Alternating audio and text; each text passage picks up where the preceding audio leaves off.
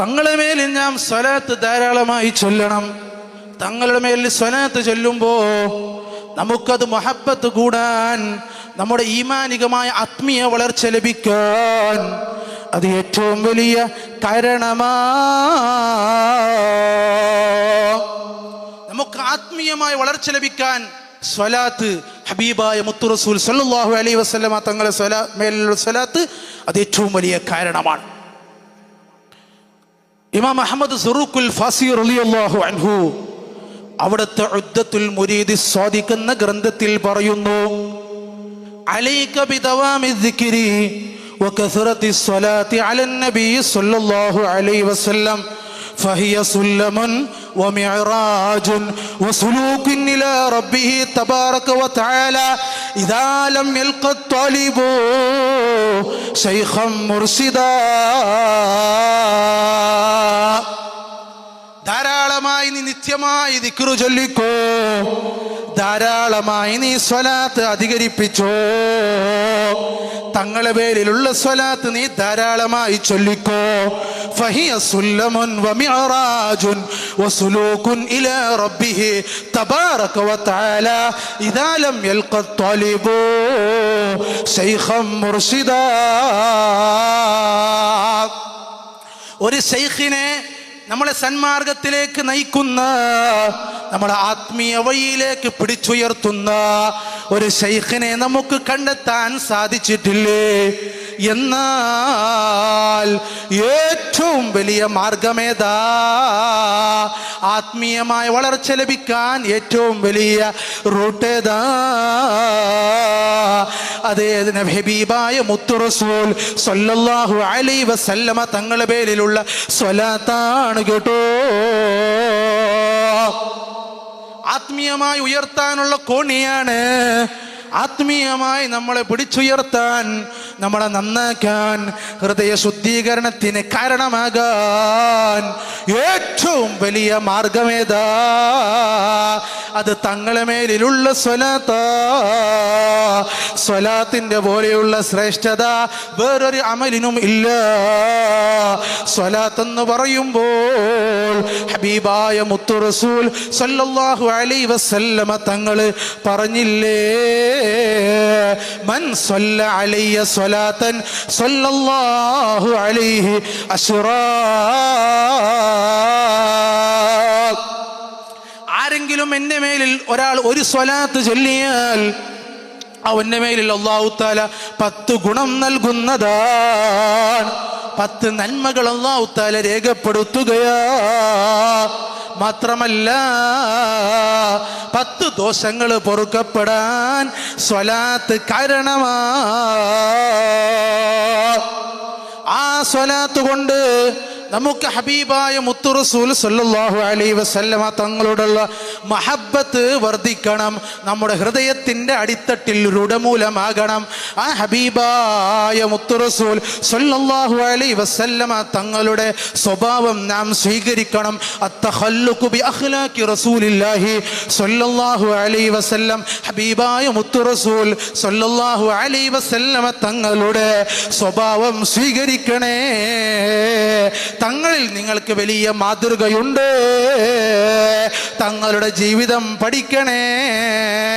നാം ഒരാളുടെ ജീവിതം പഠിക്കുമ്പോഴല്ലേ അവരോടുള്ള മഹബത്ത് വർദ്ധിക്കുക.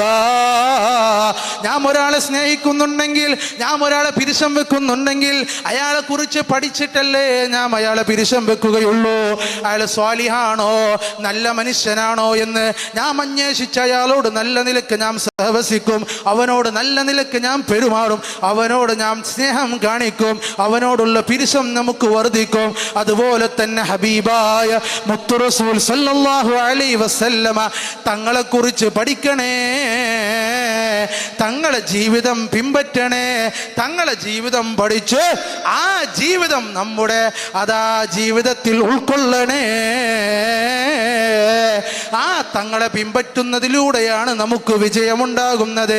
തങ്ങളുടെ സുന്നത്ത് മുറുകെ പിടിക്കുന്നതിലാണ് ഉന്നത സ്ഥാനത്തേക്ക് എത്തുന്നത്. അല്ലാഹു സുബ്ഹാനഹു വ തആല അവന്റെ വിശുദ്ധ ഖുർആനിൽ പറഞ്ഞല്ലോ, ഖുൽ ഇൻ കുൻതും തുഹിബ്ബൂനല്ലാഹ ഫത്തബിഊനി ഫത്തബിഊനി യുഹ്ബിബുകുമുല്ലാഹു വയഗ്ഫിർ ലക്കും ദുനൂബക്കും. ഖുൽ നബിയേ തങ്ങൾ പറയണേ, ഇൻ കുൻതും തുഹിബ്ബൂനല്ലാഹ്, നിങ്ങൾ അല്ലാഹുവിനെ ഇഷ്ടപ്പെടുന്നുണ്ടെങ്കിൽ, നിങ്ങൾ അല്ലാഹുവിനെ സ്നേഹിക്കുന്നുണ്ടെങ്കിൽ, അല്ലാഹുവിനെ നിങ്ങൾ പിരിശം വെക്കുന്നുണ്ടെങ്കിൽ, ഫത്തബിഊനി, ഒരു വിഭാഗം ആളുകൾ വന്നല്ലോ, അവിടുന്ന് പറഞ്ഞത് അള്ളാഹുവിനെ ഞങ്ങൾ ഇഷ്ടപ്പെടുന്നു, അള്ളാഹുവിനെ പ്രിയം വെക്കുന്നു എന്ന് പറഞ്ഞപ്പോൾ ഇറങ്ങിയ ആയത്തല്ലേ. അള്ളാഹുവിനെ മാത്രം പ്രിയം വെച്ചാ പോരാ, അള്ളാഹുവിനെ ഇഷ്ടപ്പെട്ടാൽ മാത്രം പോരാ. തങ്ങൾ പറയണേ, ഫത്തബിഊനി, എന്നെ പിൻപറ്റണേ, എൻ്റെ മാർഗം, എൻ്റെ ജീവിതമാർഗം ഉൾക്കൊള്ളണേ. ആ ജീവിതമാർഗം ഉൾക്കൊണ്ടാൽ അല്ലാഹു നിങ്ങളെ ഇഷ്ടപ്പെടുന്നതാ. വയഗ്ഫിർ ലക്കും ദുനൂബക്കും, നിങ്ങളെ ദോഷങ്ങളെല്ലാം പുറത്തു തരുകയാ. ഇമാം ഖസ്തല്ലാനി റളിയല്ലാഹു അൻഹു ഈ ആയത്തിനെ വിശദീകരിച്ചുകൊണ്ട് അവിടുത്തെ മവാഹിബുൽ ലദുനിയ എന്ന ഗ്രന്ഥത്തിൽ പറയുകയാ. എന്താണ് പറയുന്നത്? അവിടെന്ന് പറഞ്ഞത്, വലൈസ ശഅ്നു അൻ തുഹിബ്ബല്ലാഹ് ബലിശ്ശഅ്നു അൻ യുഹിബ്ബകല്ലാഹ് വലാ യുഹിബ്ബുകല്ലാഹു ഇല്ലാ ഇദാ തബഅതഹു ഹബീബഹു സല്ലല്ലാഹു അലൈഹി വസല്ലമ ളാഹിറൻ വബാതിനാ.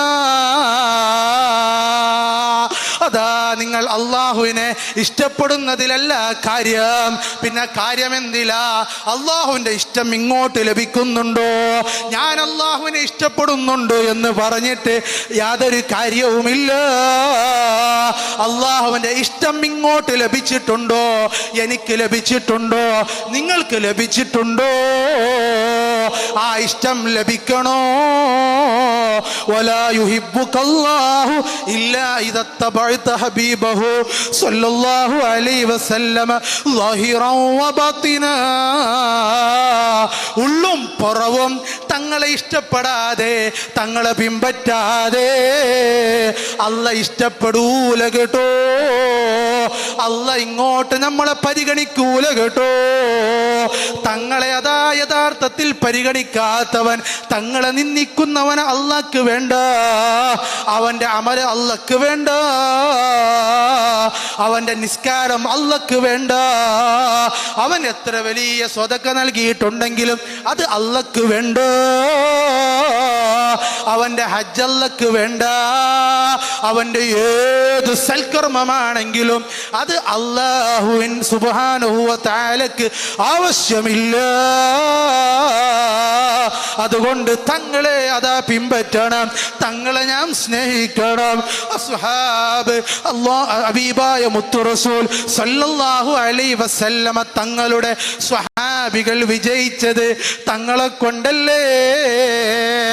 തങ്ങൾക്കതാ അവരുടെ ജീവിതം സമർപ്പിച്ചവരല്ലേ, തങ്ങൾക്ക് അവരുടെ ശരീരം ദണ്ഡമാക്കിയവരല്ലേ. സമ്പത്ത് മാത്രമല്ല, ജീവൻ വരെ തങ്ങൾക്ക് വേണ്ടി സമർപ്പിച്ചില്ലേ.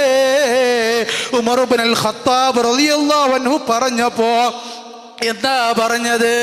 എൻ്റെ സ്വന്തം നഫ്സ് കഴിഞ്ഞാൽ ഞാൻ തങ്ങളെയാണ് ഇഷ്ടപ്പെടുന്നതെന്ന് പറഞ്ഞപ്പോൾ, ഉമറേ, ഈമാന് പരിപൂർണമല്ല, സ്വന്തം നഫ്സിനേക്കാൾ ഇഷ്ടപ്പെടണം. അതല്ലേ വിശുദ്ധ ഖുർആൻ പറഞ്ഞത്, അന്നബി ഔലാ ബിൽ മുഅ്മിനീന മിൻ അൻഫുസിഹിം. നബി സല്ലല്ലാഹു അലൈഹി വസല്ലമ തങ്ങൾ സ്വന്തം ശരീരത്തെക്കാൾ മുഅ്മിനീങ്ങളുമായി കൂടുതൽ കടപ്പെട്ടവരാ, കൂടുതൽ ബന്ധപ്പെട്ടവരാ. സ്വന്തം ശരീരത്തെക്കാളും സ്നേഹിക്കേണ്ടത് തങ്ങളെയാ. അവരൊക്കെ വിജയിച്ചത് തങ്ങളെ കൊണ്ടല്ലേ, തങ്ങൾക്ക് ജീവിതം സമർപ്പിച്ചവരല്ലേ. അബൂബക്കർ സിദ്ദീഖ് റളിയല്ലാഹു അൻഹു, അവിടുത്തെ ചരിത്രം പരിശോധിച്ചു നോക്കിയാൽ കാണാമല്ലോ. അവിടുന്ന് ലോകത്തുള്ള എല്ലാവരുടെയും ഈമാൻ അവിടുന്ന് ഒരു ത്രാസിൽ വെച്ച് മറു ത്രാസിൽ അബൂബക്കർ സിദ്ദീഖ് റളിയല്ലാഹു അൻഹുവിന്റെ ഈമാൻ അങ്ങ് വെച്ചാൽ അവിടുന്ന് ഏത് ഈമാനിനാണ് കനം തൂങ്ങുന്നത്? അബൂബക്കർ സിദ്ദീഖ് റളിയല്ലാഹു അൻഹുവിന്റെ ഈമാനാ. അബൂബക്കർ സിദ്ദീഖ് റളിയല്ലാഹു അൻഹുവിന്റെ ഈമാനിന് കനം തൂങ്ങുകയാ. കാരണം എന്തേ? അത്ര വലിയ സ്ഥാനത്ത് എത്താൻ കാരണം മഹബ്ബത്തു റസൂലില്ലാഹ് സ്വല്ലല്ലാഹു അലൈഹി വസല്ലം. അങ്ങനെ ഏത് സഹാബികളെ പരിശോധിച്ചു നോക്കിയാൽ അവരൊക്കെ ത്യാഗം സഹിച്ചവരാ, തങ്ങൾക്ക് വേണ്ടി ജീവിതം സമർപ്പിച്ചവരാ.